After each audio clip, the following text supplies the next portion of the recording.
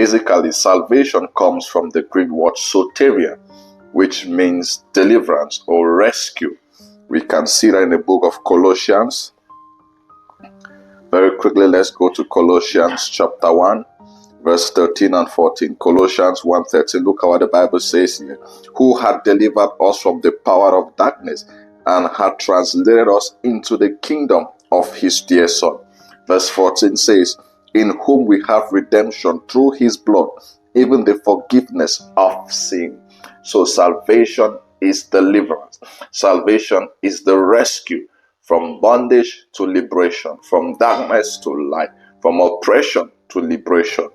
Glory to Jesus. So salvation comes from the Greek word soteria, which means deliverance. So salvation talks of deliverance. It talks of rescue. It talks of, being set free, being translated from one place, from one position, from one area of authority into another. For there to be soteria, they have to be sota. Yes, we talk of salvation as a form of deliverance. So for there to be deliverance, they have to be a deliverer.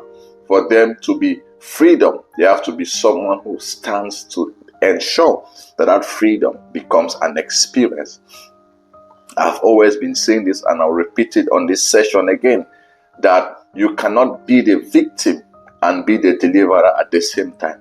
You cannot be the victim and be the one to rescue yourself. No matter how hard you try, once you are already the victim, once you are already the oppressed, it is difficult for you to be the one to deliver yourself. It applies in every field of life. Yes, there might be one or two exceptions, but in the general speaking sense, you cannot be the one in trouble and be the one to set yourself from trouble. For example, you cannot be in the pit where there is no way of rescue and be the one to rescue yourself. Of course, if you could rescue yourself, you could not need help. If you could help yourself, you could not be in that situation.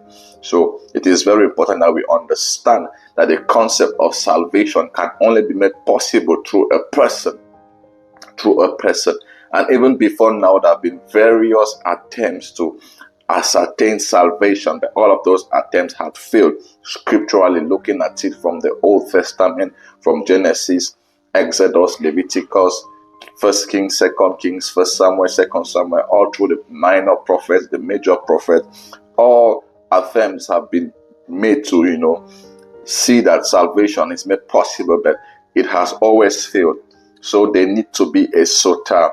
Sota is the person responsible for salvation. So on this note, we can confidently say that sota is the one responsible for the soteria. That is to say that Jesus is the sota of salvation. Oh yes.